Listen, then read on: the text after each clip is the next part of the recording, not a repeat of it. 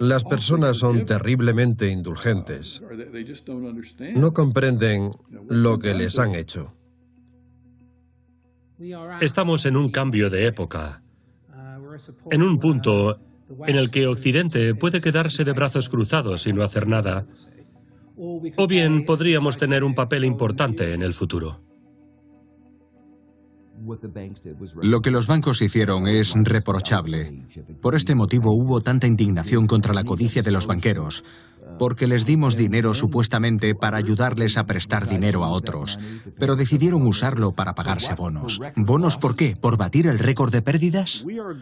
Hoy en día estamos gobernados por corporaciones, a menudo corporaciones sin apenas intereses en Estados Unidos.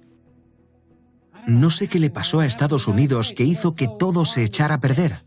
¿En qué momento se estropeó todo? ¿Fue la música disco? ¿Fue Donna Summer? ¿Es eso lo que se cargó a América?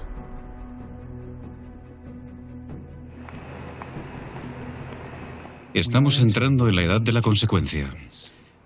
Un sistema financiero rapaz. La creciente violencia organizada. La infame pobreza de miles de millones y el inminente colapso medioambiental. Todo confluyendo en un tiempo en el que los gobiernos, la religión y los economistas dominantes se han estancado.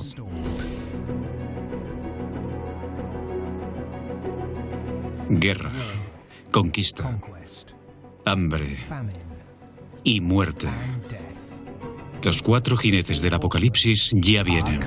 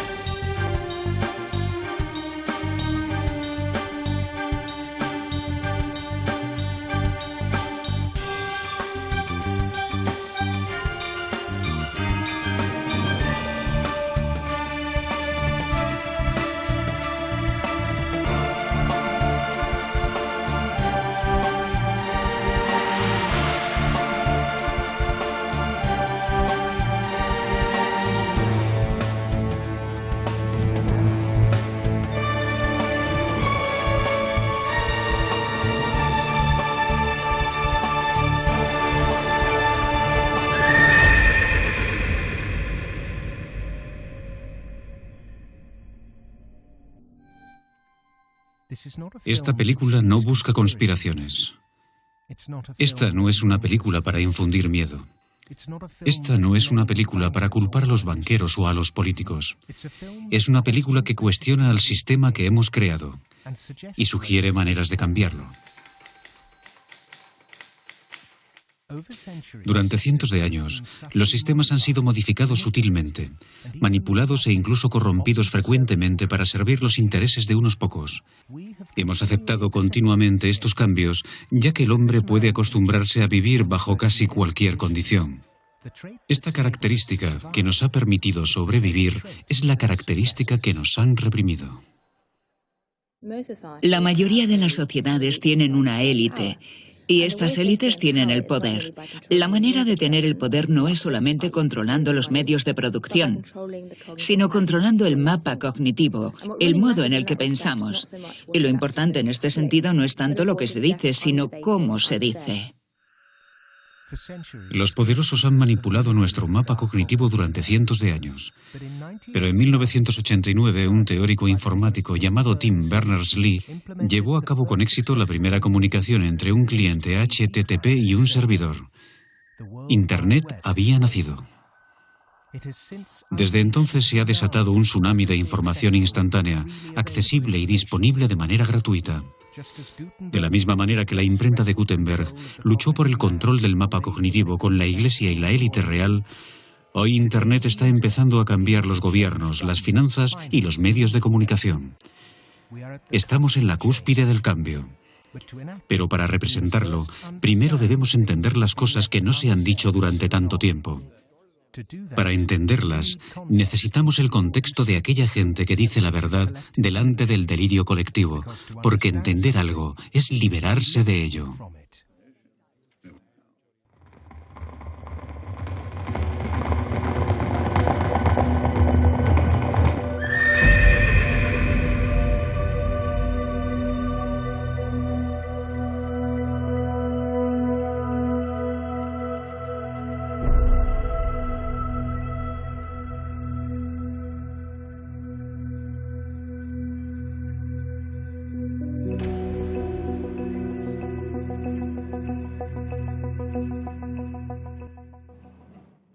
Al final de la Segunda Guerra Mundial poseíamos el 50% del Producto Interior Bruto mundial, construíamos 54.000 aviones al año, 7.000 barcos, etc. Éramos la nueva Roma y lo reconocimos. Diseñamos un esquema de gestión del poder en la Ley de Seguridad Nacional de 1947 para manejarlo y funcionó muy bien durante la Guerra Fría. Pero no hicimos nada desde entonces y creo que esa es otra señal de nuestra incapacidad para comprender el nuevo mundo.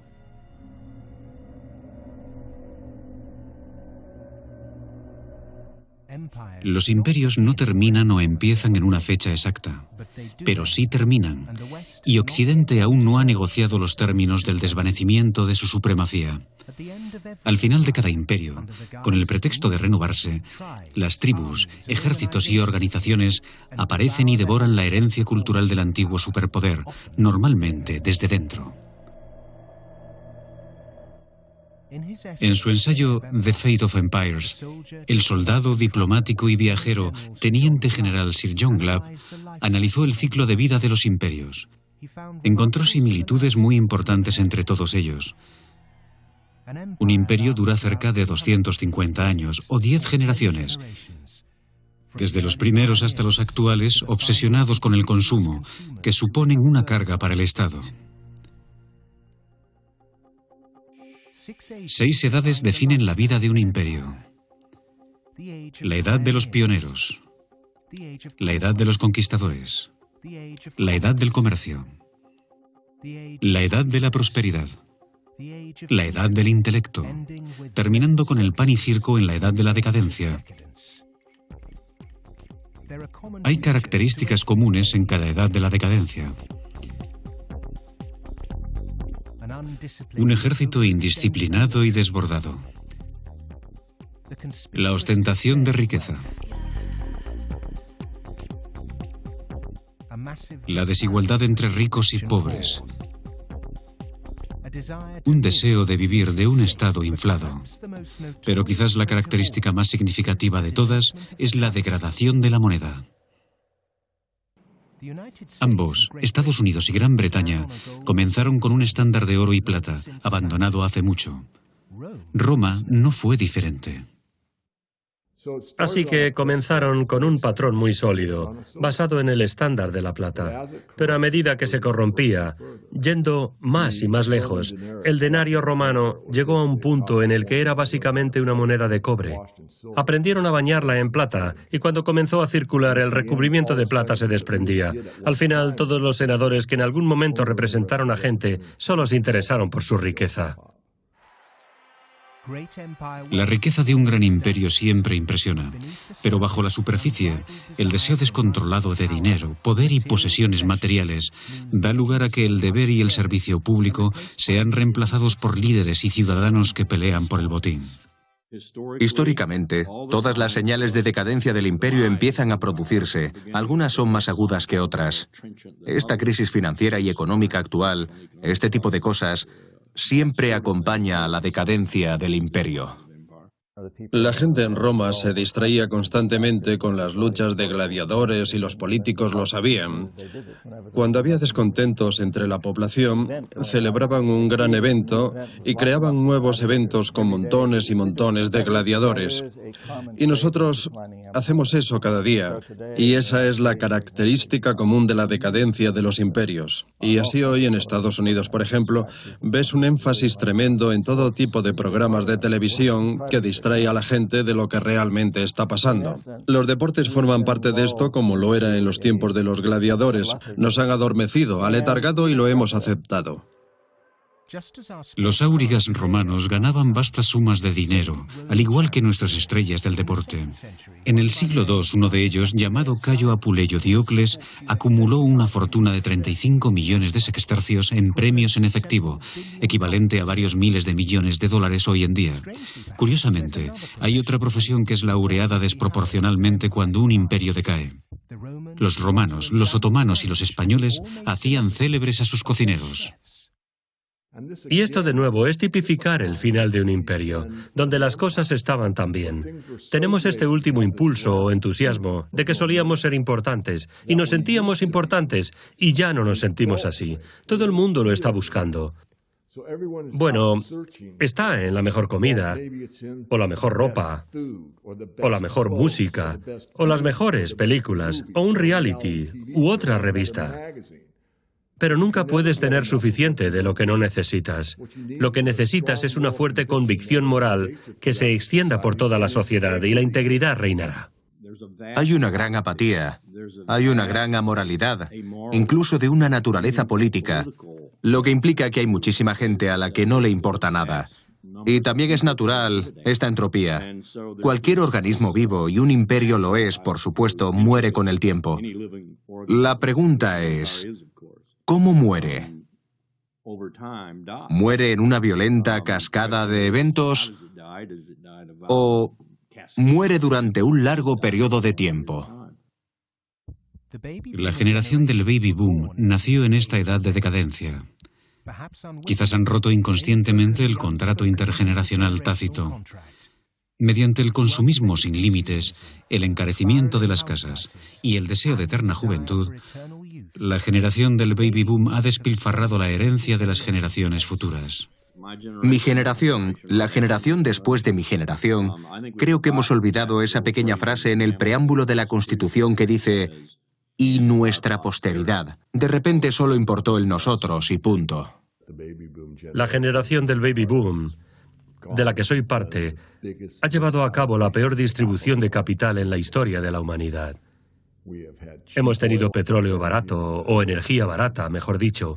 Hemos tenido una abundancia de ideas y hemos elegido y perpetuado un sistema que es probablemente una de las peores maneras de usar estas bendiciones que se nos han otorgado. Y vamos a pagar un precio por ello. Los seres humanos somos inconsistentes y paradójicos. Queremos la paz y la inmortalidad, pero inventamos continuamente nuevas formas de destruirnos unos a otros. Somos capaces de los actos más nobles y tiernos, y de las atrocidades más horribles. Los seres humanos son criaturas complejas. Es decir, por ejemplo, somos capaces ahora mismo, en este momento, de actuar de una manera que haga bastante probable, si no seguro, que nuestros nietos van a enfrentarse a desastres terribles, y estamos actuando conscientemente para acelerar esa posibilidad. Incluso, aunque todos queremos a nuestros nietos, ¿cómo se puede ser tan contradictorio? A pesar de toda la actividad económica de los últimos 50, 60, 70 años, desde la Segunda Guerra Mundial, y toda la industrialización, todavía no hemos conseguido resolver el problema de la pobreza, penurias, hambre, malnutrición. Millones de personas cada noche se van a la cama sin comida, y millones de personas tiran su comida. Desperdicio por un lado, y pobreza, penurias y hambre en el otro lado. Malnutrición en un lado y obesidad en el otro lado. ¿Qué clase de sistema hemos creado? ¿Por qué con estos brillantes conocimientos sobre el planeta todavía estamos luchando para distribuir la riqueza de una manera justa? ¿Cómo ha creado la raza humana un sistema defectuoso de gobierno y económico que sirve a unos pocos a costa de muchos? Y con semejante pobreza en una era de abundancia, ¿por qué no hemos tenido la voluntad para cambiar esta despiadada estructura social? La avaricia es el principal ingrediente en una economía inmoral. El problema no es que no haya suficiente en el mundo. La gente dice, hay pobreza y tenemos que crear más riqueza. Hay suficiente en el mundo para las necesidades de todos, como dijo Mahatma Gandhi, pero no para la avaricia de todo el mundo. ¿Pero es solamente avaricia o hay algo más? ¿Es el problema sistemático?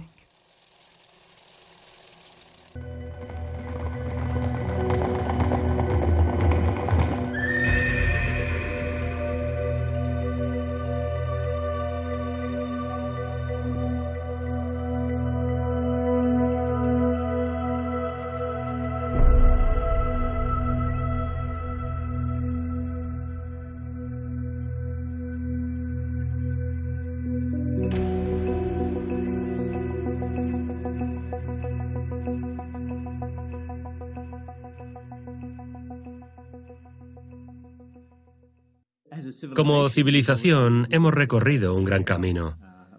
Lo hemos hecho muy bien. Hemos tenido la revolución industrial, hemos sobrevivido a eso.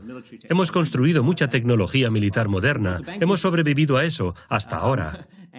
Hemos construido un sistema bancario contra el que luchamos. Es como cuando trabajé en Wall Street durante 7 años. Tuve la misma experiencia que alguien que trabaja en una planta de procesado de carne y se convierte en vegetariano. Trabajando en Wall Street, ves cómo los bancos como Goldman, JP Morgan y otros bancos hacen dinero. Cuando ves el dinero, te da asco. Creo que si la gente supiera cómo funciona el sistema bancario, habría una revolución mañana por la mañana, como dijo Henry Ford. El caso es que la mayoría piensa que lo que hace un banco es prestarle el dinero que alguien ha depositado antes. Pero lo que realmente hace el banco, lo que hace un banco comercial, es crear dinero de la nada y después prestarlo con un interés. Si yo hiciera eso, si fabrico dinero en mi propia casa, se llama falsificación. Si un contable crea dinero de la nada en las cuentas de la compañía, se llama maquillar las cifras. Pero si un banco lo hace, es perfectamente legal. Y mientras que permitamos que el fraude sea legal, van a aparecer todo tipo de problemas en el sistema económico y no podemos hacer nada al respecto. Los bancos privados crean dinero de la nada y lo prestan con intereses. Ahora, eso suena absurdo.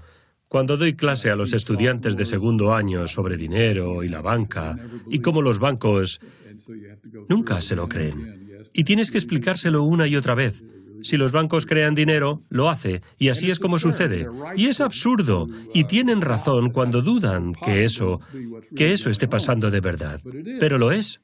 Si la presión sobre la banca es muy fuerte, dicen, bueno, no queremos cambiar este sistema, estamos ganando mucho dinero con él.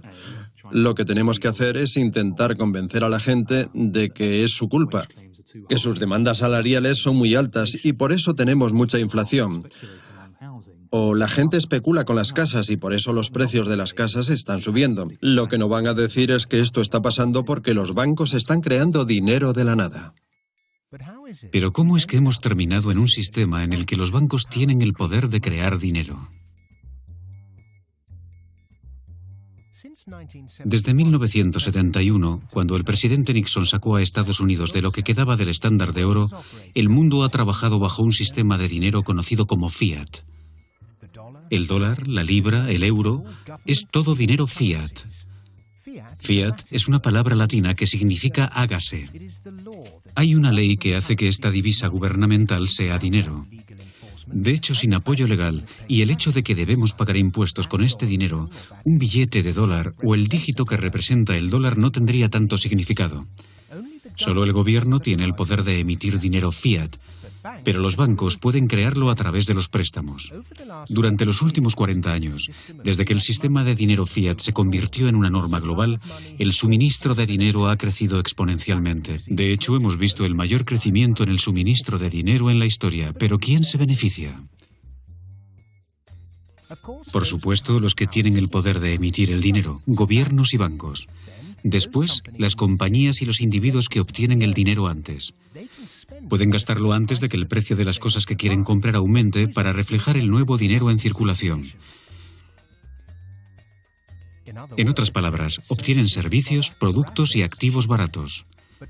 Pero los precios aumentan rápidamente, así que los poseedores de los bienes, como casas o participaciones, verán ganancias sin que haya necesariamente ninguna mejora en la compañía o casa en cuestión.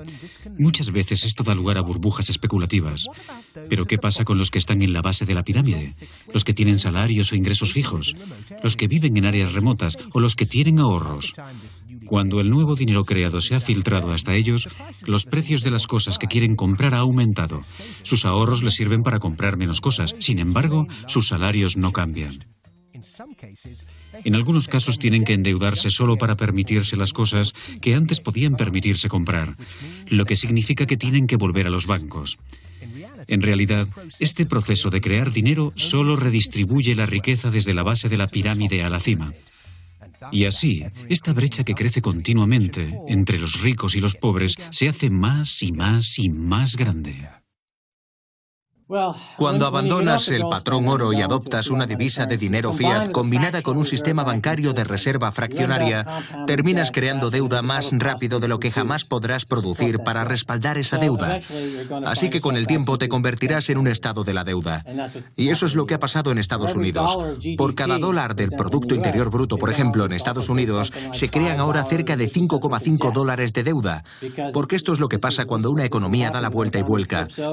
Y por supuesto, ahora la solución del gobierno para abordar estos problemas es básicamente crear más deuda. Nunca vas a poder tener suficiente de una divisa que no funciona. Puedes imprimirla por los siglos de los siglos, pero no puedes imprimir riqueza y no puedes conseguir salir de la deuda creando más deuda. Si pudieras imprimir riqueza, Zimbabue sería el país más próspero del planeta. De todo el dinero en el mundo hoy en día, el 97% es deuda.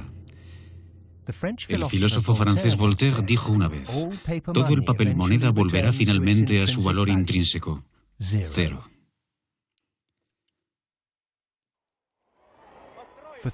Durante 3 generaciones el mundo ha contemplado la lucha entre el capitalismo y el comunismo. Pero en la década de los 80, la economía rusa comenzó a colapsar, la Unión Soviética se disolvió y el capitalismo dominó sin ninguna oposición.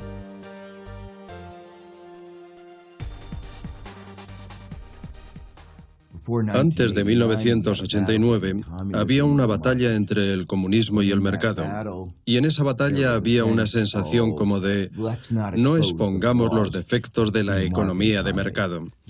Es muy importante en una batalla no criticar a nuestro equipo mientras se lucha.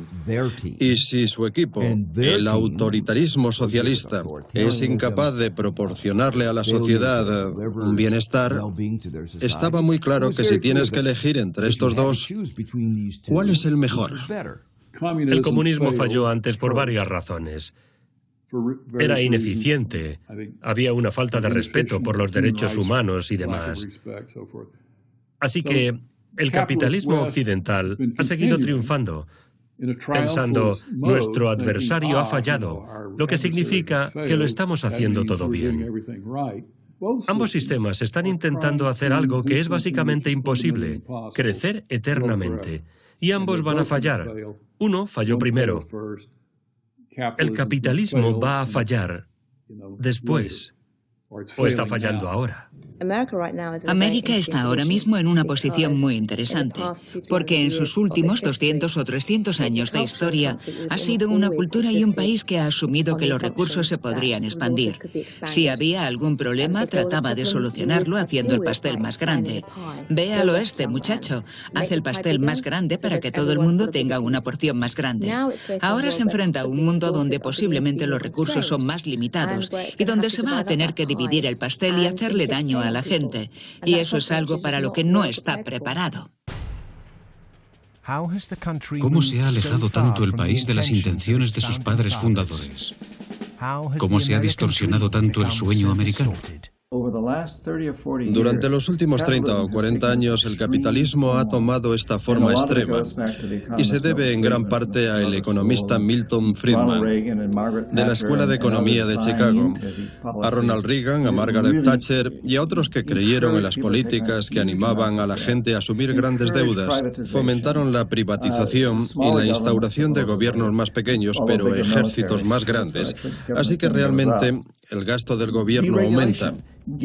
Falta de regulación. La gente que gobierna nuestras instituciones se deshace de las reglas, especialmente las corporaciones. Es como si de repente nos tuviéramos que creer que las personas que dirigen las corporaciones no necesitan tener reglas, son una especie de dioses. Milton Friedman y sus pupilos, los Chicago Boys, y la ideología neoclásica vencieron al enfoque económico clásico y se convirtieron en el marco para lo que hoy denominamos capitalismo.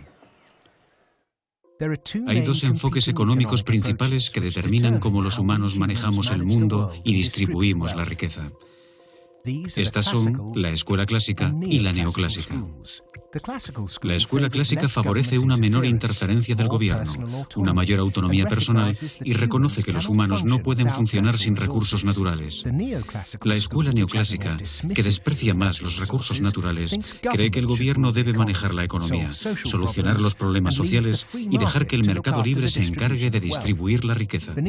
La escuela neoclásica surgió hace unos 100 años, debido a los intereses personales que querían proteger sus activos. Esto implicó que los modelos matemáticos neoclásicos y las suposiciones estuvieran separados de la realidad. Están basados en lo que debe de ser, en lugar de en los modelos clásicos que se basan en lo que realmente es. Estos modelos neoclásicos favorecen a las grandes corporaciones y han sido usados para legitimar la financiación de la economía global. Ronald Reagan y Margaret Thatcher defendieron la economía neoclásica, provocando que hoy siga dominando en el diseño de la política. La revolución de Reagan, como se le llama en Estados Unidos, o la revolución Reagan-Thatcher, visto de un modo global, supuso un gran cambio en la estructura del poder y una gran transferencia de oportunidades y riqueza. Pero no es que los pobres se lo dieran a los ricos, sino que fue una transferencia entre los adinerados. Así que el sector financiero en Estados Unidos, por ejemplo, pero también en Reino Unido y en otros países, pasó a ser mucho más rentable. Los salarios en ese sector aumentaron mucho. Nos centramos en los bonos, pero también subieron mucho los salarios base. Así que se produjo una transferencia desde la parte no financiera de la economía a la parte financiera, algo sin precedentes en los datos que conocemos, que suponen toda la historia escrita de la humanidad. En 1932, después del gran crack financiero de Estados Unidos, se aprobó una ley para proteger a la sociedad. La ley Glass-Steagall fue introducida para separar a la banca corriente de la banca de inversiones. 67 años después, en 1999, el presidente Bill Clinton revocó la ley Glass-Steagall, influenciado por el secretario del Tesoro, Larry Summers, y su predecesor, Robert Rubin. Los bancos podían tomar el dinero de los depositarios de nuevo y especular con él en casi cualquier cosa que quisieran. Wall Street se ha convertido en una especie de casino muy particular. Desafortunadamente, no es el tipo de casino que hay en Las Vegas, que ya sabes, es una forma de entretenimiento perfectamente legítima.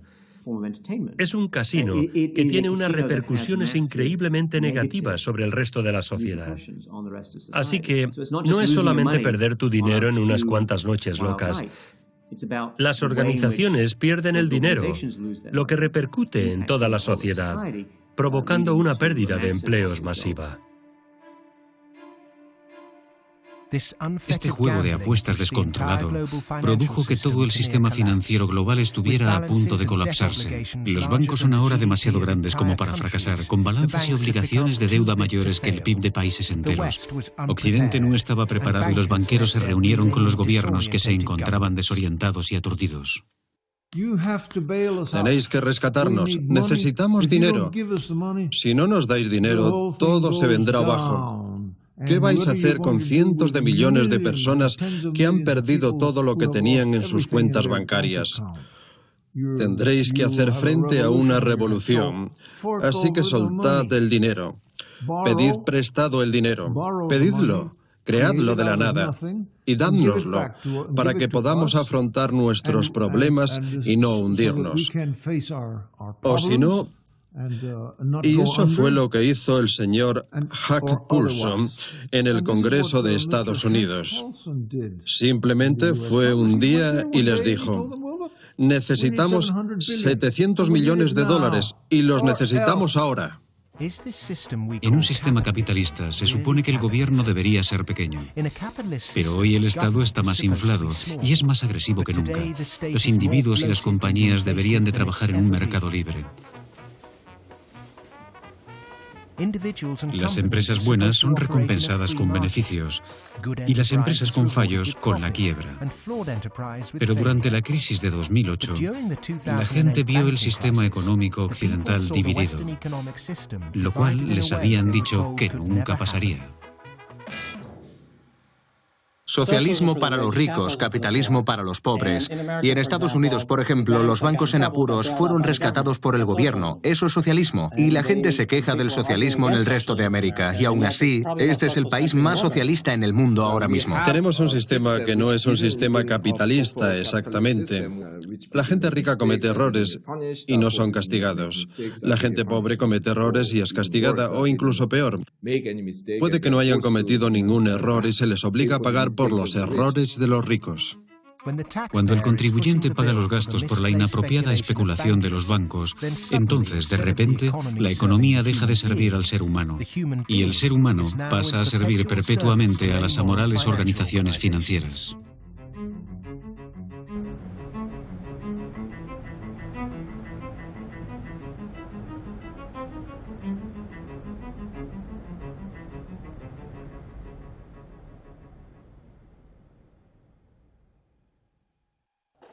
El presidente de la Reserva Federal, Alan Greenspan, fue quien redujo las tasas de interés para promover los préstamos después del 11 de septiembre.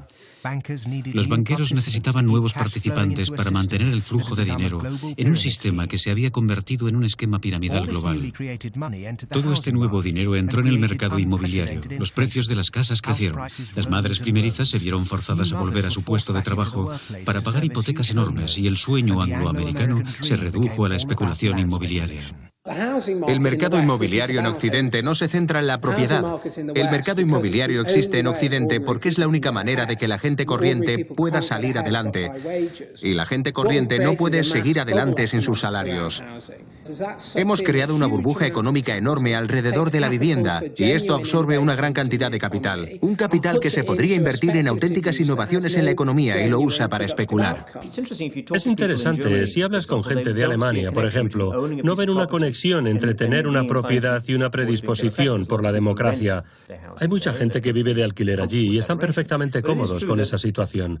Pero es cierto que en otro contexto, el señor Reagan y la señora Thatcher impulsaron que la gente comprara una casa, y eso es realmente parte del problema, ya que si haces que la gente compre casas antes de estar preparados, si les obligas a pedir préstamos dudosos y no entienden lo que están haciendo, van a tener unas grandes repercusiones negativas. Eso es exactamente lo que produjo en parte la crisis inmobiliaria en Estados Unidos.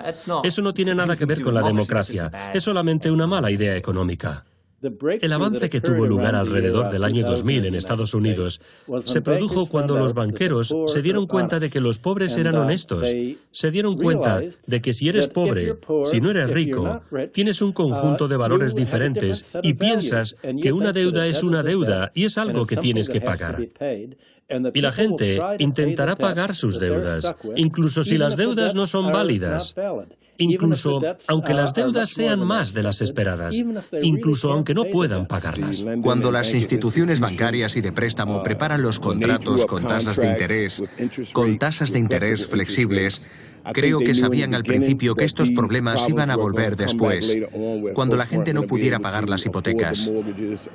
Las tasas de interés aumentaban y forzaron a mucha gente a entrar en una situación en la cual no podían poner comida en la nevera, tenían que sacar a sus hijos del instituto, no podían permitirse pagar la universidad, y está convirtiendo una situación mala en algo mucho peor. Los bancos se involucraron en una conspiración criminal para cobrarle más a los negros y a los hispanos. Los bancos, respaldados por la administración de Bush, se unieron para bloquear la persecución del Estado de los préstamos racistas para explotar y cobrar más a las minorías. Estos préstamos eran concedidos por uno de los mayores prestamistas de la ciudad y del país, Wells Fargo, que se centró en las minorías de la ciudad y les dio créditos que no podían pagar, créditos subprime, que son más caros y menos ventajosos para los solicitantes de los préstamos. Ocultar estos préstamos depredadores en la letra pequeña de complejos productos financieros solo iba a enriquecer a un grupo de intereses.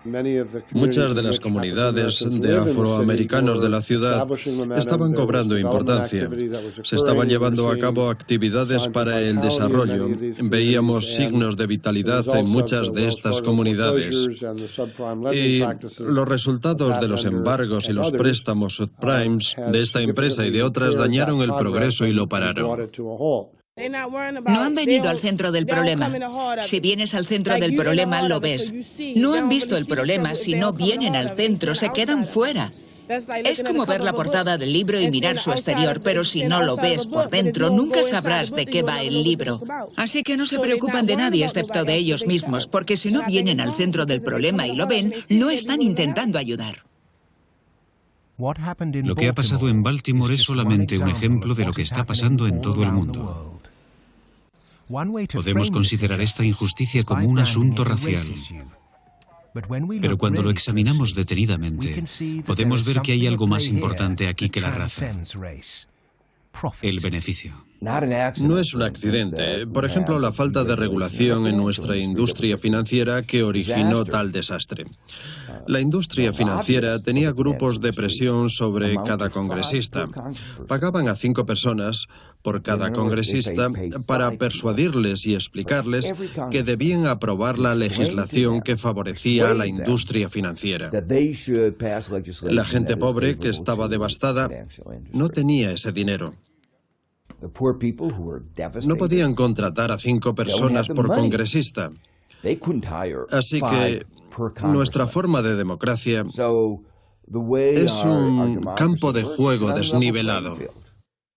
El sector financiero ha adquirido un poder enorme, en parte gracias a las contribuciones políticas, comprando favores, pero principalmente a través del control ideológico, convenciendo a la gente de que las actividades financieras son buenas. Es bueno que haya actividades financieras. Y esta es realmente la piedra angular, lo que en Estados Unidos llamamos el pasillo entre Wall Street y Washington. Si la gente quiere tener pruebas sobre quién controla Washington, cuando llegó el rescate tras el colapso de Lehman Brothers, el 80% de la población estaba en contra. No obstante, el Congreso aprobó el rescate, demostrando, en mi opinión, que realmente está bajo el control de los bancos y sus intereses. No es un ejemplo de una buena democracia si una empresa, un grupo empresarial o una industria dice: nuestros intereses son más importantes que el interés nacional. ¿Cómo es posible? Muy fácil. Ese es el papel de las contribuciones a las campañas electorales y los grupos de presión en la estructura política americana. Tenemos una democracia imperfecta.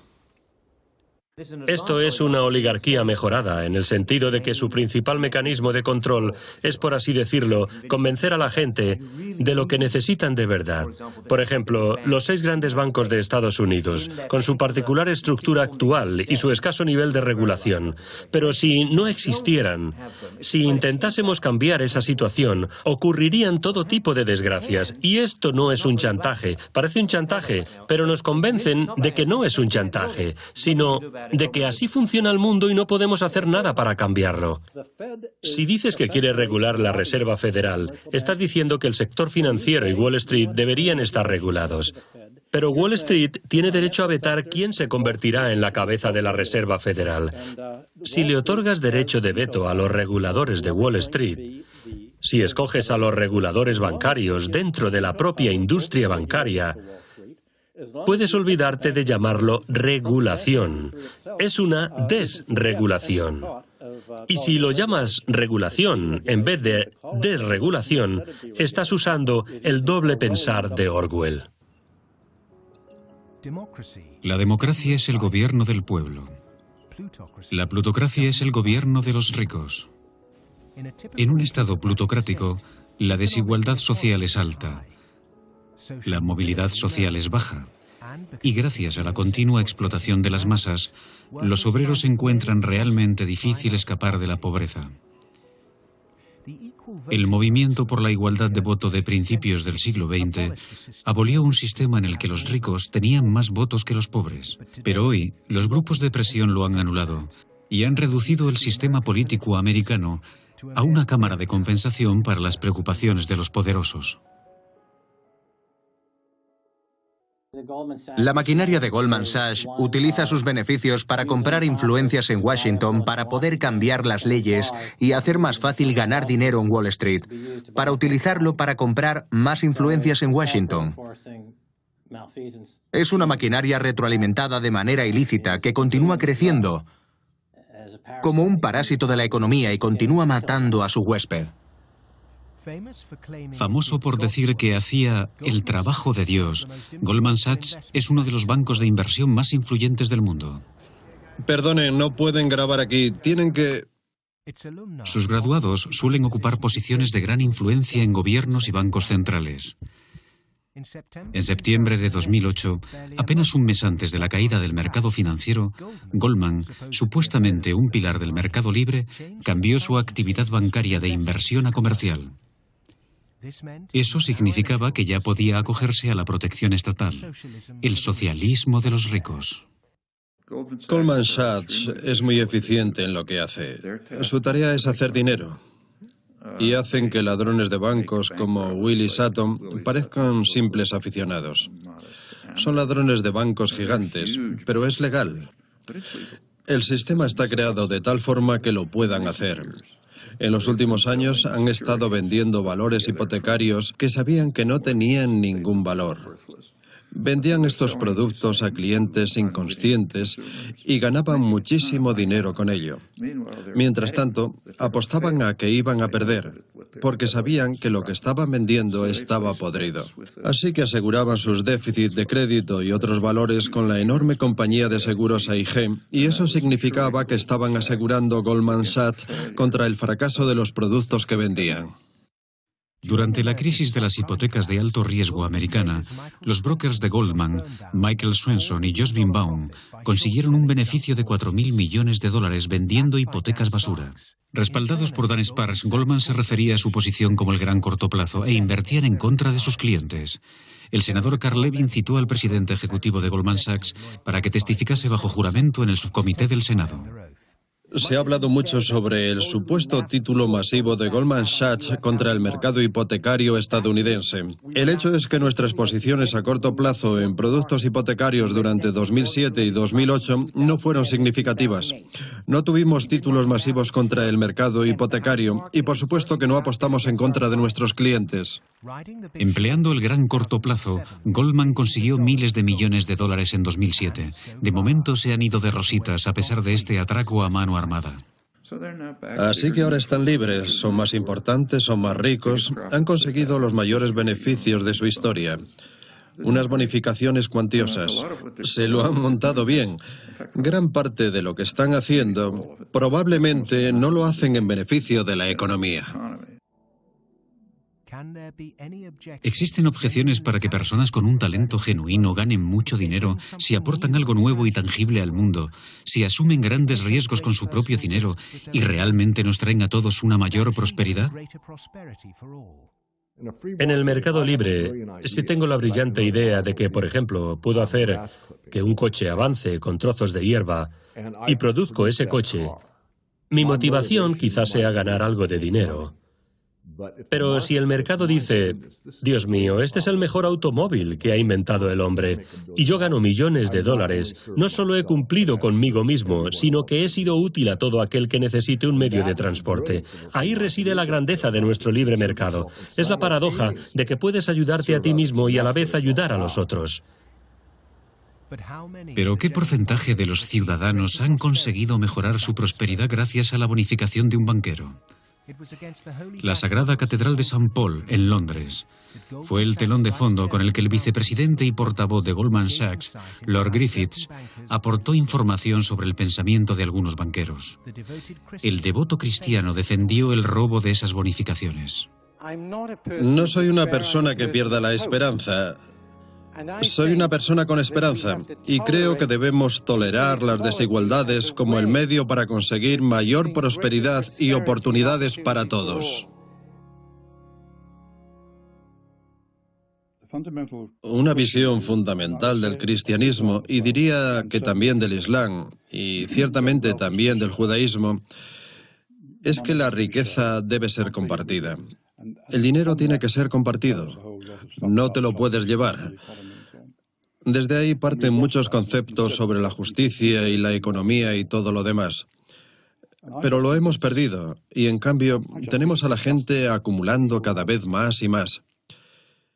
Y creo que es horrible que la gente haya haya perdido sus hogares, que hayan perdido sus trabajos, que no puedan pagar sus hipotecas, porque los bancos cometieron un gravísimo error y encima cobraron cuantiosas bonificaciones. Cuando la gente rica te dice que tienen que hacerse ricos usando estos atroces mecanismos de estafa, es simplemente propaganda en su propio interés y debería ser ignorada. Es verdad que cuando se organiza la sociedad humana, algunos salen adelante y otros deben luchar. Es un mecanismo natural. Pero decir, debemos tener desigualdades, por lo tanto, Goldman Sachs debería organizarse siguiendo estas líneas, es una incongruencia. En este momento, ¿en qué punto entra la integridad en el cálculo económico? De algún modo, la gente cree que Adam Smith nos dio vía libre, una manera de no pensar en nuestros principios. Adam Smith dijo que los individuos, buscando su propio interés, están guiados como por una mano invisible hacia el bienestar general de la sociedad. Ahora, déjenme dejarlo claro. Adam Smith no dijo exactamente eso. Es decir, él era consciente de que cuando se unían las empresas era para conspirar en contra del interés del público, del incremento de los precios. Él era consciente del monopolio. Era consciente de la importancia de una educación que el sector privado no podría proporcionar. Pero sus discípulos más recientes se han olvidado de todo eso. Adam Smith fue el padrino de la economía clásica, pero desde su publicación, su trabajo ha sido empleado por la política como un balón. Los financieros tergiversan sus palabras en su propio beneficio. Lord Griffith aboga por un individualismo despiadado para defender la idea de que si los banqueros se hacen ricos, entonces nosotros también nos enriquecemos. Este proceso se conoce como economía por goteo o la teoría del caballo y el gorrión. Si alimentas al caballo con la suficiente avena, algo pasará a través de él hasta el camino para que se lo coman los gorriones. La idea es que si la riqueza extrema está concentrada en una pequeña minoría, esta terminará por salpicar a todos los demás. Pero no funciona. Porque una vez que el dinero llega hasta las personas en la base de nuestra pirámide económica, ya ha perdido su valor.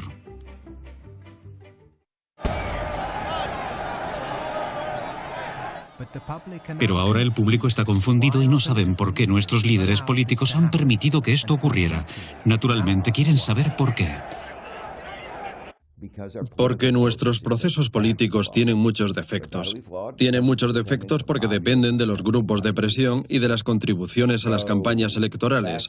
Por eso, en mi opinión, y creo que en la opinión de mucha gente, tenemos que reestructurar nuestros procesos políticos para darle más voz al ciudadano corriente y menos voz a los grupos interesados, a los grupos con dinero, a aquellos que han tenido un papel importante en la creación de nuestro sistema tributario, de nuestras leyes, etc.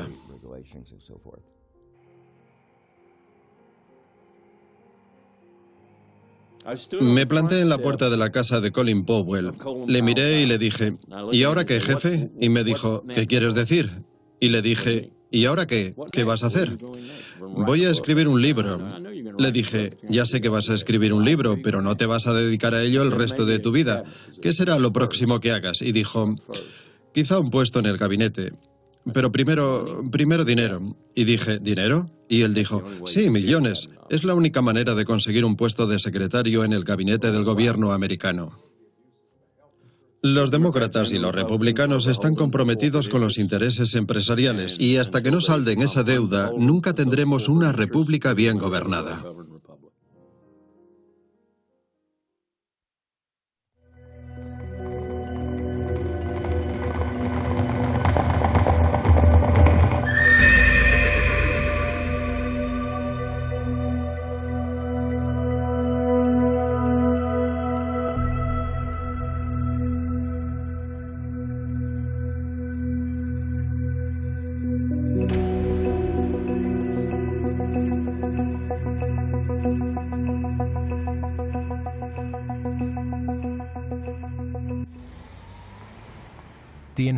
La desigualdad inherente a nuestro sistema monetario, bancario y político no solo ha tenido consecuencias a nivel nacional, sino a gran escala en todo el mundo.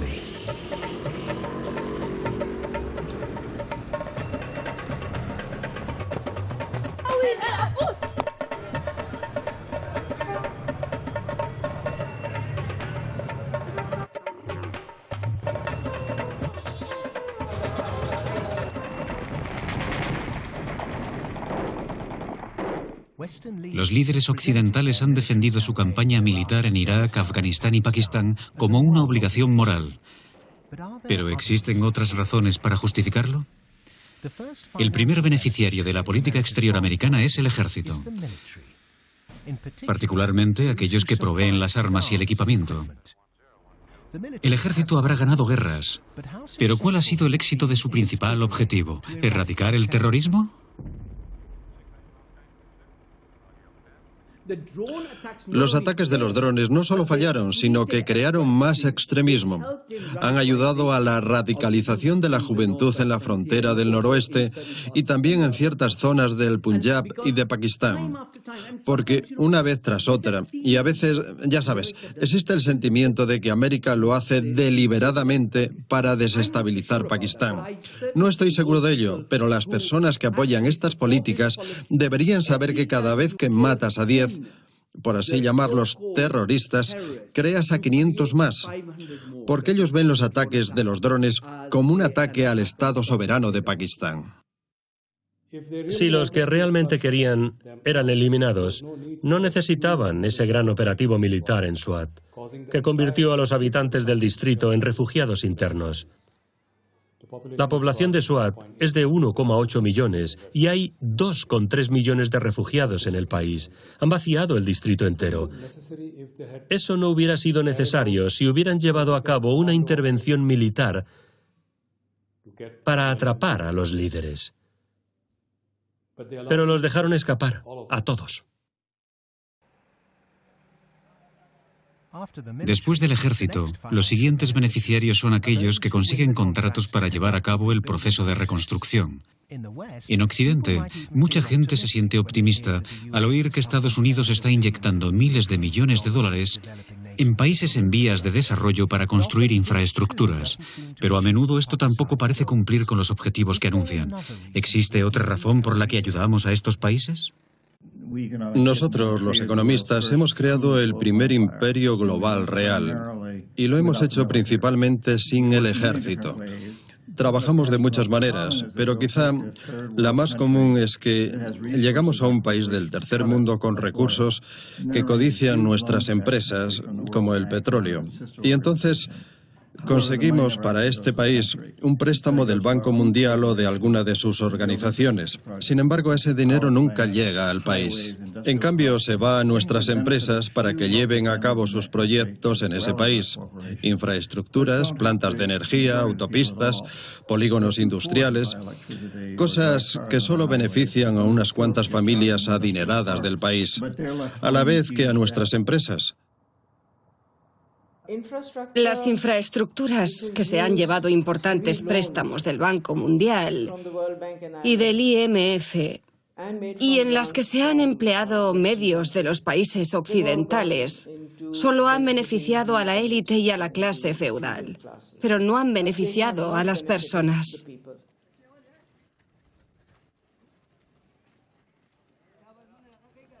Gran parte del dinero se queda en consultorías y empresas occidentales que cobran muchísimo dinero. El presupuesto que queda para los proyectos y para la gente normal es muy reducido. Las masas tienen muy poco, así que los terratenientes que poseen la infraestructura van a ganar dinero gracias a las carreteras que se construyen en sus propiedades. Ellos prosperarán, pero aquellos que no tienen recursos, que no tienen trabajos, para ellos no existe una actividad económica en la que puedan fabricar productos que puedan vender y con ello puedan prosperar. Cuando no tienes eso, ¿qué haces? Unirte a los talibanes. Ellos ven que llega el enemigo. Tengo entendido que el presidente Obama quiere invertir $7.500 millones en Pakistán para construir infraestructuras y aliviar la pobreza y eliminar las divisiones y el sentimiento antiamericano del país. Sean cuales sean sus razones, podremos vivir sin ello. De hecho, es lo peor que podría hacer. En realidad, este tipo de ayuda va a ser un estorbo. Solo va a complicar más las cosas. Va a llevar esta ficticia guerra contra el terror hasta nuestras zonas rurales. ¿Qué porcentaje de la política exterior americana es genuinamente altruista? ¿Y cuánto está influenciado por los bancos y las empresas que tanto se benefician de ella? La evangelización americana de la democracia está plagada de contradicciones, empezando porque promueven la democracia a punta de pistola, o que se oponen a regímenes que son democráticos, pero no de la forma que le gusta a América. También está plagada de contradicciones la idea de que América está promoviendo el capitalismo de libre mercado, porque la realidad es que las empresas americanas, sobre todo las empresas financieras americanas, tienden a ganar dinero cuando otros países están en pleno cambio. Por eso, de algún modo, buscan mercados cuya estructura esté cambiando, pero que no sean demasiado libres ni demasiado transparentes. Es de extrañar que algunos países desarrollados estén en guerra en países subdesarrollados, ganando muchísimo dinero con ello, sin ni siquiera tener que enfrentarse o ser testigos de las consecuencias de sus actos. ¿Qué pasa si el año pasado 5 millones de niños africanos murieron debido a la deuda? Ya ves, yo me he llevado una bonificación de 1 millón de libras. Así que, si mantengo esa conversación, si lo hubiera mantenido con alguien, un banquero que haya estado mucho tiempo en el negocio, ellos te escuchan educadamente, son muy educados, encantadores, y al final te dicen, muy bien, Tarek, ha sido un placer. He conocido a un montón de terroristas, entre comillas. He quedado con ellos, les he entrevistado para mis libros. Les conozco desde que era economista y nunca he conocido a uno que quisiera ser terrorista. Todos querían estar en sus familias, en sus granjas. Fueron forzados al terrorismo porque perdieron su granja. Fue inundada de agua por un proyecto hidroeléctrico o de petróleo o por una torre petrolífera. Sus granjas fueron destruidas. Ya no pueden alimentar a sus hijos. O en el caso de los piratas somalíes, sus caladeros han sido destruidos. Y es por eso que han recurrido a esto. No es que soñaron con ser piratas o terroristas. Aún así, siempre te encuentras con algún loco, con gente a la que le falta un tornillo. Siempre habrá asesinos en serie, siempre habrá gente que estará loca y quizás Osama Bin Laden sea uno de ellos. Pero estos nunca consiguen seguidores a no ser que exista una terrible injusticia y que la gente se muera de hambre. ¿Qué significa la palabra terrorista? Muchos terroristas se describirían como guerreros por la libertad. ¿Significa esto que el término terrorismo podría igualmente aplicarse a las empresas occidentales, a los especuladores y a los legisladores?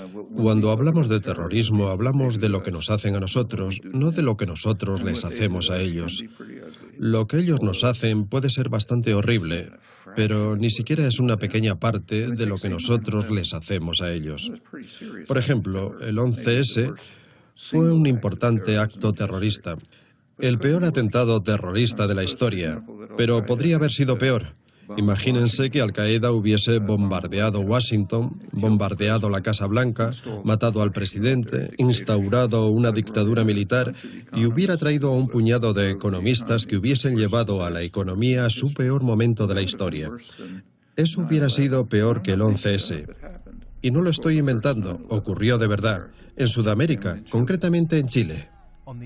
El 11 de septiembre de 1973, un golpe de Estado derrocó al presidente electo chileno, Salvador Allende.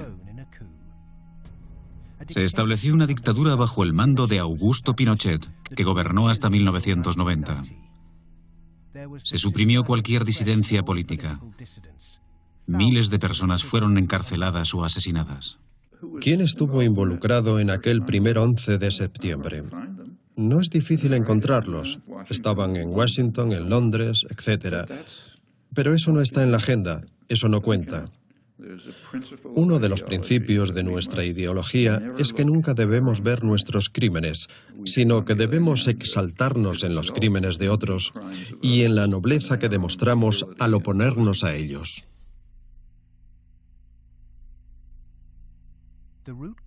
Las causas de lo que llamamos terrorismo no se van a eliminar incrementando la desigualdad económica.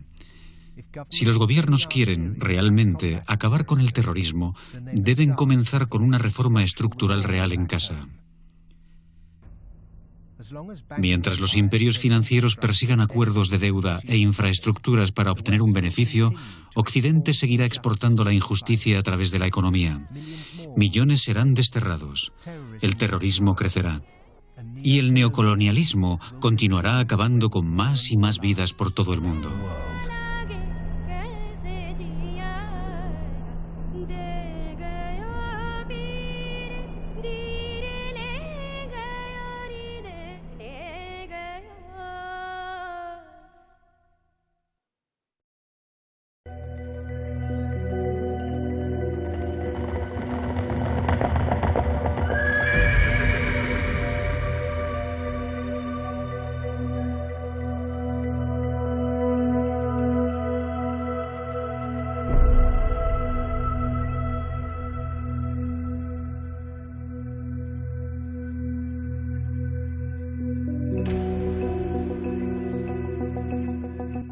Lo que ha pasado es que hemos pasado de un mundo relativamente vacío a un mundo relativamente lleno.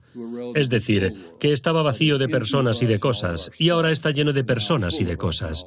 En lo que llevo de vida, la población mundial se ha triplicado. Y también la cantidad de otras cosas, como coches, casas, barcos. Todas esas cosas que son una carga para el medio ambiente, igual que los humanos que se han más que triplicado. Así que el mundo está muy, muy lleno de lo que podríamos llamar capital humano. Y cada vez está más y más vacío de lo que solía haber aquí, lo que solíamos llamar capital natural. Somos la primera generación, los habitantes del primer mundo.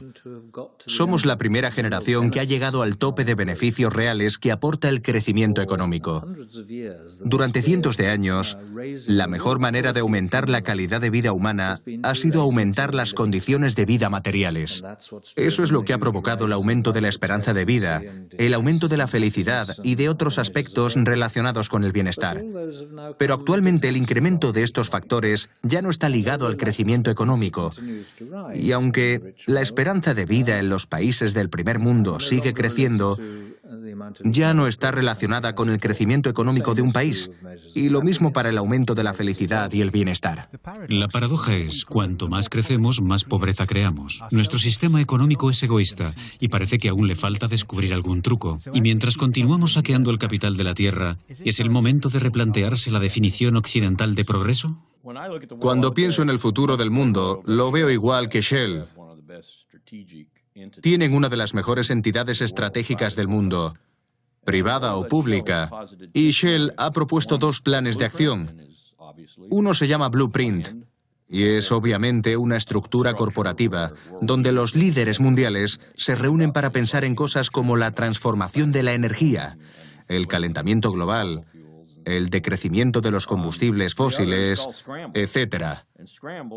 El otro se llama Scramble, y Scramble es más o menos un revuelto, un caos. Lo más interesante es que en 2075, el último año de aplicación de estos planes de acción, llegaríamos al mismo punto. La única diferencia es que Blueprint derramaría menos sangre. Scramble derramaría mucha sangre, ya que la gente lucharía por estos recursos. La razón por la que las compañías petrolíferas están excavando bajo el mar es que el petróleo mundial de fácil acceso ya ha sido encontrado y en su mayor parte consumido. No solo están disminuyendo los recursos de petróleo, los descubrimientos de metal cada vez son más raros. El 40% del terreno agrario se encuentra considerablemente degradado y cada vez las cosechas están peor repartidas. Quizás sea que la acuciante amenaza medioambiental no sea el calentamiento global, sino el agotamiento de los recursos mundiales.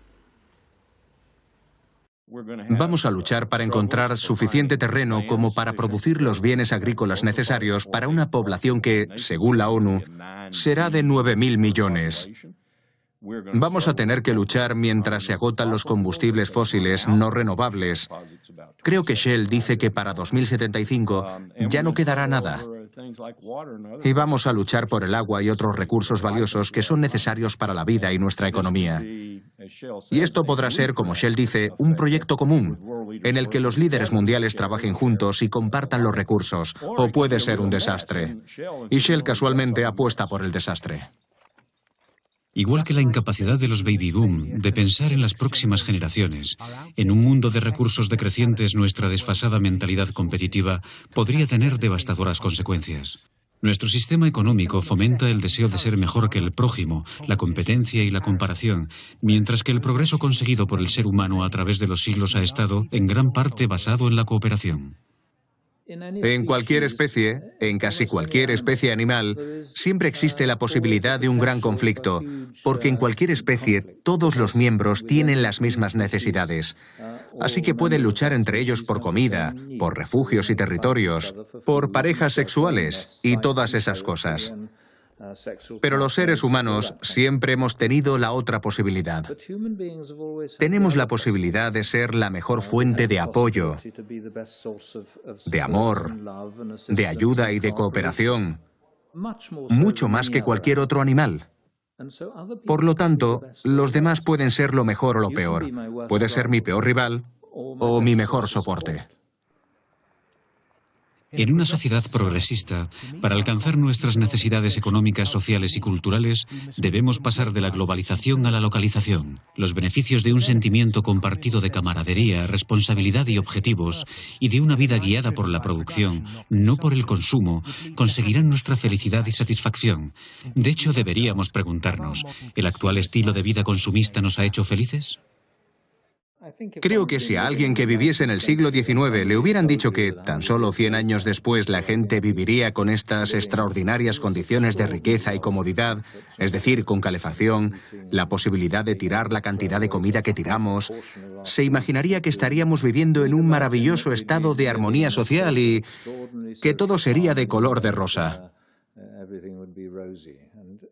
Es increíble el contraste que existe entre el éxito material de nuestra sociedad y el fracaso social. El crecimiento de nuestra economía nos exige que hagamos del consumismo nuestro modo de vida.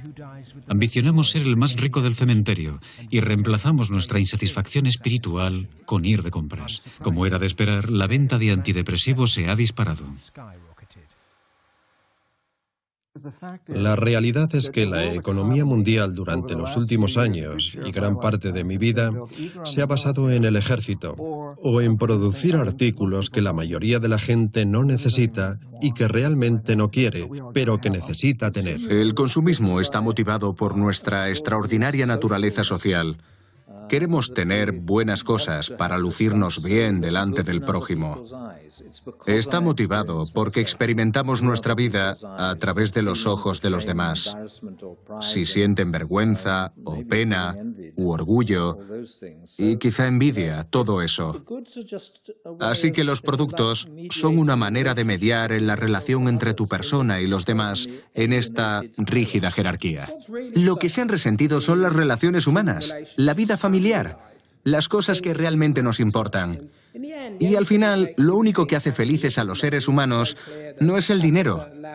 Está demostrado que, pasado un cierto punto, apenas se obtienen beneficios con la riqueza. Lo que verdaderamente nos hace felices son las personas. Son nuestras relaciones con otras personas las que se han dañado en los últimos 30 años. Cada vez confiamos menos en la gente, interactuamos menos, tenemos menos lazos, nos casamos menos y el matrimonio cada vez está más amenazado. Todas las asociaciones que representan un cierto compromiso, un cierto afecto, han sido erosionadas o dañadas. Ese es el verdadero legado de los últimos 30 años. De algún modo debemos recuperarnos y rehumanizar nuestras vidas. De otro modo, no solo serán desagradables, salvajes y cortas, sino que también serán solitarias. Occidente se está dando cuenta de que su proyecto humano ha fallado.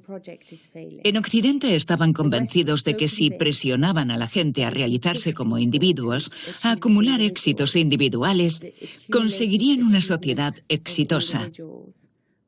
Y Occidente se está dando cuenta de que el éxito individual, si no incorpora a la comunidad, es un mito. La idea era, haz tu vida, ten ambiciones individuales y consigue éxitos individuales. Así serás individualmente rico e individualmente feliz. Al final, haces eso dentro de un tarro de cristal que tiene una altura limitada y te asfixia. Y terminas muriendo por falta de oxígeno. Los seres humanos viven porque buscan cariño y porque están movidos por el afecto.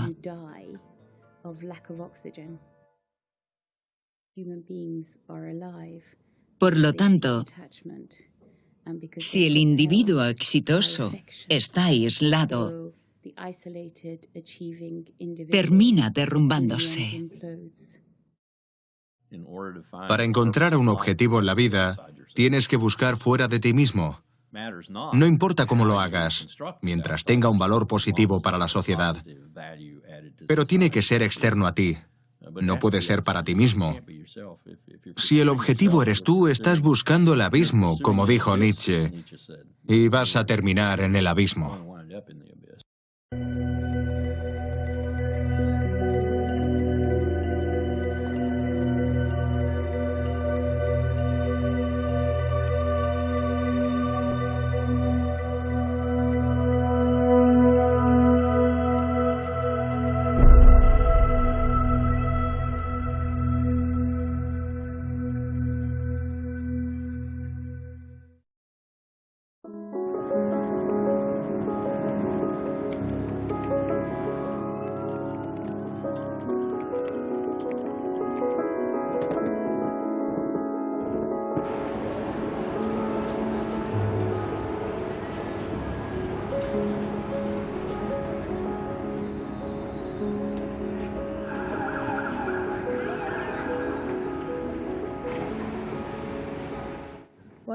Una de las infraestructuras culturales más poderosas que da forma a nuestra forma de pensar es la industria cinematográfica de Hollywood.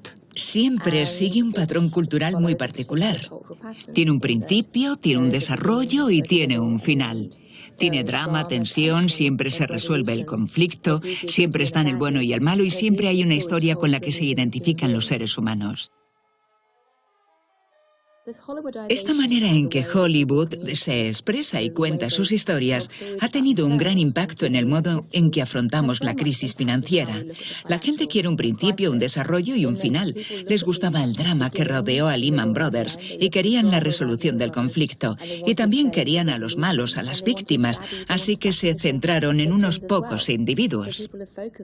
La idea de que de algún modo no eran solo uno o dos individuos los que estaban en el fondo del problema, de que era un problema del sistema, de que casi todos los que participaron fueron de algún modo culpables, ya fuera por negligencia o por no hacer las preguntas adecuadas, por no preguntar por qué el dinero había estado tan barato durante tantos años.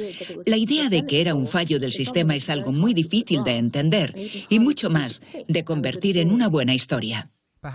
Quizá exista este sentimiento de impotencia porque no entendemos cuál es el verdadero problema. Quitar unas pocas manzanas podridas no va a rectificar los fallos en el corazón del sistema económico occidental. Un sistema que debería estar protegiendo a la gente es, de hecho, lo que está permitiendo que los cuatro jinetes cabalguen buscando venganza. Los cuatro jinetes de la era moderna. Un sistema financiero avaricioso. La escalada de la violencia organizada. La más absoluta pobreza para millones de personas. Y el agotamiento de los recursos naturales están cabalgando sin miramientos sobre aquellos que menos pueden permitírselo. Cabalgan sin obstáculos porque el mapa cognitivo que han creado nuestras escuelas, universidades y medios de comunicación no nos anima a cuestionar las normas. Estamos desganados. De algún modo creo que somos sociedades deprimidas. Nos hemos hecho a la idea de que no hay nada que podamos hacer, que no hay alternativa, que nunca vamos a poder acabar con los problemas medioambientales. Vivimos en una sociedad en la que el perro se come al perro. Creo que lo que debemos sacar de todo esto es que la mayoría de estos problemas podrían ser mejorados haciendo nuestra sociedad más igualitaria, reduciendo las desigualdades económicas. Esto también nos ayudaría a solucionar nuestros problemas medioambientales. Podemos llegar a una sociedad cualitativamente mejor para todos. La apatía, en cierto modo, ha sido diseñada intencionalmente, porque esto no se discute en los grandes medios de comunicación. Como es de esperar, los medios de comunicación políticos pertenecen a los intereses inmobiliarios y financieros, y ellos no les van a explicar a la gente la integración entre los sectores financiero, de seguros e inmobiliario. Hay desinformación, se va de la responsabilidad y se niegan los verdaderos factores. Todas estas son estrategias comunes. De hecho, incluso en la educación puedes ver que los bancos han ayudado a fundar universidades, las han financiado, financian centros de estudios, tienen fundaciones educacionales, son dueños de periódicos. Todo esto funciona como un mecanismo de propaganda para que la gente no descubra cuál es el problema. Aunque no tengas formación en economía o derecho, no debes asumir que estos temas son de alguna manera demasiado complejos para ti. No son complejos para nada. De hecho, es muy simple. Se trata de poder y se trata de democracia, y cualquiera puede entender eso tan bien como yo. Una fuente de esta desinformación es la Escuela de Economía Neoclásica. Estos economistas y académicos han logrado convencer al mundo de que sus modelos eran la única verdad. Pero así como la imprenta de Gutenberg fue revolucionario en el siglo XVI, hoy en día nos encontramos en el amanecer de una nueva ilustración gracias a Internet, que disipará la nube de ignorancia sostenida por los guardianes académicos y mediáticos. La educación puede ser una forma de control mental de masas, y es asombroso que hoy en día la economía neoclásica se siga enseñando en las aulas de todas las universidades. Recibo cartas de estudiantes de departamentos de economía de otras universidades. Están en programas de posgrado y demás, y dicen: acabo de leer tal cosa que usted escribió, y ese es el tipo de asunto que me interesa. Estoy atrapado en este programa de aquí, en el que ni siquiera puedo hablar sobre esos asuntos. ¿Qué me aconseja? ¿Qué debería hacer? Lo que te están enseñando es a lo que tendrás que oponerte en gran parte. Debes aprenderlo, porque por una parte es útil saberlo, y por otra, tienes que conocer a tu enemigo. Puede que un individuo no sea capaz de cambiar el sistema, pero puede cambiarse a sí mismo. Si no se nos ofrece una educación adecuada, debemos buscarla por nuestra cuenta. Una buena manera de empezar es volver a familiarizarnos con los economistas clásicos y con algo que muy pocos se cuestionan pero que nos afecta a todos, nuestro sistema monetario. Si no reformamos el sistema del dinero en el mundo, estaremos encaminados hacia el final de la civilización industrial. No digo que vayamos hacia el final de la humanidad, pero esto va a causar el colapso absoluto del mundo tal y como lo conocemos, porque no se puede funcionar a base de dinero fiduciario. Y ninguno de los responsables de esto quiere admitirlo, pero es un hecho. El sistema de dinero fiduciario es una ley hecha por el hombre de la que se ha abusado. ¿Hay alguna forma de dinero cuyas leyes no hayan sido establecidas por el hombre? Si te fijas en la ley natural y en el oro, yo describo el oro como una forma natural de dinero. Todo el oro que se ha extraído a lo largo de la historia todavía existe en reserva sobre la Tierra. Se podrían llenar 2 piscinas y media olímpicas si pusieras todo ese oro junto en un mismo lugar. La clave es que las reservas de oro de la superficie crecen alrededor de un 1,75 cada año, lo que equivale aproximadamente al crecimiento de la población mundial, y es aproximadamente igual a la creación de nueva riqueza. Esto significa que el resultado neto es que tienes una muy buena consistencia en el poder adquisitivo del oro por largos periodos de tiempo porque la ecuación oferta-demanda está en equilibrio. Para alcanzar la libertad humana es necesario tener dinero ligado al patrón oro, y esta es la única manera de conseguirlo, porque el oro está fuera del control de los políticos. Con los procesos monetarios modernos hechos por el hombre, un exceso crónico de deuda se ha formado en todos los niveles de la sociedad. Actualmente la deuda es vista como algo normal, cuando no lo es. Es una forma de esclavitud. Pero ¿cuánto nos cuestionamos nuestra deuda? ¿Y qué deberíamos hacer al respecto? Un ejemplo clásico y reciente de una cancelación de deuda es el milagro económico alemán de 1947. Los aliados cancelaron toda la deuda alemana nacional e internacional, excepto las deudas que los patronos alemanes debían a los empleados por las semanas previas, y excepto una cantidad básica para poder funcionar, que todos podían tener en el banco para comprar comida durante las semanas siguientes. Esencialmente, podríamos seguir las 5 o 6 páginas de la reforma monetaria de 1947 en Alemania. Haríamos borrón y cuenta nueva, en el sentido de que cada persona sería dueña de su propiedad, sin deudas. Y el problema aquí es que se borrarían los ahorros que constituyen las contrapartes de la deuda. Esto en realidad no sería algo tan malo si prestas atención al hecho de que el 1% de los americanos más ricos han concentrado una enorme cantidad de riqueza en sus manos, mayor que en cualquier otra época desde que se registran estadísticas. Nuestro sistema tributario también debería revisarse. En la actualidad pagamos impuestos por lo que producimos. Tal vez sería un avance pagar impuestos por lo que consumimos. ¿Cuántos norteamericanos saben que los padres fundadores nunca quisieron que los americanos pagaran impuestos por su trabajo? En otras palabras, no querían que se pagara el impuesto sobre la renta. El sistema tributario exportado desde Gran Bretaña, una reliquia del colonialismo, ha engañado al mundo. El elemento más importante de un sistema tributario es hacer lo que todo el mundo esperaba que se hiciera en el siglo XIX, es decir, basar el sistema tributario en impuestos sobre la tierra, en la barra libre del valor de los terrenos y en lo que John Stuart Mill denominó incremento no ganado, los ingresos que los terratenientes ganaban mientras dormían, como dijo él. ¿Quién creó el petróleo, el carbón o el mineral de hierro? Todos estos materiales no son producto del esfuerzo humano. Por supuesto que su extracción sí lo es, pero su existencia no. Por esto, las rentas de los recursos naturales son una excelente fuente de impuestos. Nadie los creó, así que... Y cuando les pones impuestos, haces que otros los usen de manera más eficiente. Así que ahí es donde deberíamos poner los impuestos, en lugar de en el trabajo y el capital.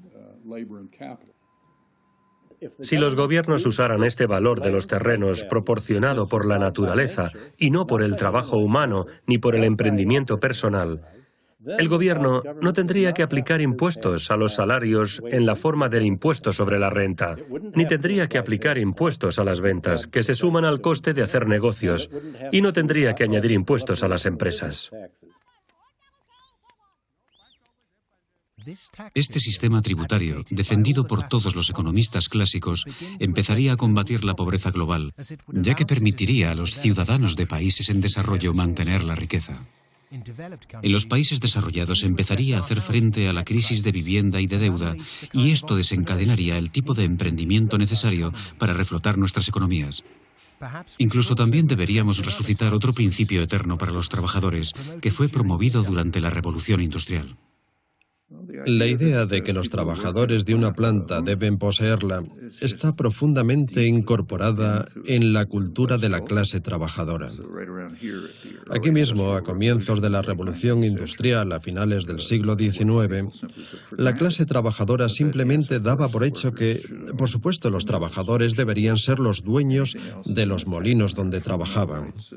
Cualquier otra cosa era un ataque a sus derechos fundamentales como ciudadanos libres. Entonces, daban por sentado que el trabajo asalariado no era muy diferente a la esclavitud.